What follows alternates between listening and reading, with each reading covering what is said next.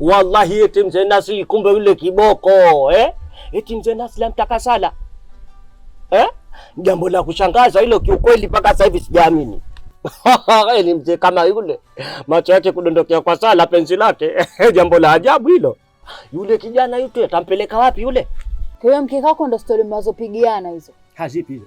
Si hizo za kumtaka Sara? Sio story tunazopigana mke wangu, ukisema hivyo wakosea. Mimi yule nilimshauri kwamba wewe sasa hivi heji shaenda heji. Cha msingi kwa nini wewe usioe? Lakini yeye sasa akili yake kumbe macho yake yameangukia kwa Sala. Ushafahamu? Kwa hiyo mimi nilimshauri vile, ile mradi tu yule akija kuumwa apate mtu wa kumsaidia kumpeleka chooni. Akiumwa aende ndugu zake waje hapa au aende yeye? Sasa huoni kama tatizo hilo?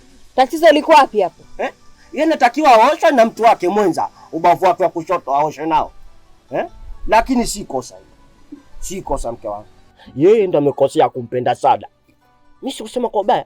Sasa mwambie akome na azishike adabu zake. Mambo ya kukaa na mfatafata ole Sara, siku akiuona uso wangu nitarashabu na akili zangu unazijua. Basi mke wangu usikasirike. Ya nini si tugombane, mapenzi yetu aanze kupamba moto Kwa nini amlazimisha ule mzee hasidi yule? Kwani tugombane mimi na wewe?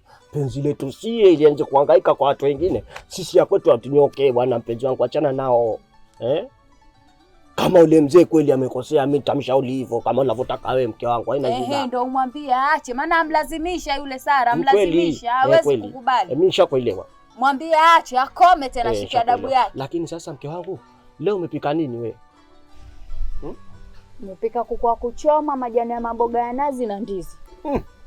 Mwanamke wewe.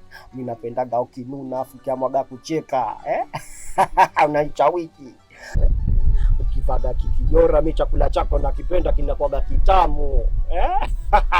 Nimepata mtoto shola rangi ya jogoo, chakula chake malizia mke wangu, sitaki kutukani mimi. Hata ndo kanipakulie, maana ninapopenda kupakuliwa.